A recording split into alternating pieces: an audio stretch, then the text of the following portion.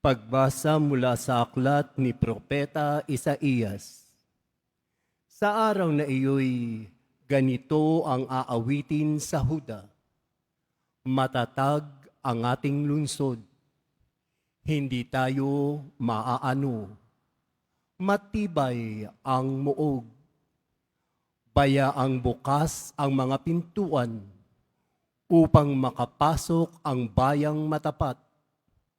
Binibigyan mo ng lubos na kapayapaan ang mga taong matapat na tumatalima at nagtitiwala sa iyo. Magtiwala kayong lagi sa Panginoon, pagkat siya ang kublihang walang hanggan. Ibinababa niya ang mga palalo, lungsod mang matatag ay ibinabagsak. Pati muog ay winawasak hanggang sa maging tapakan ng mga taong hamak at tuntungan ng mga mahihirap. Ang salita ng Diyos. Salamat sa Diyos.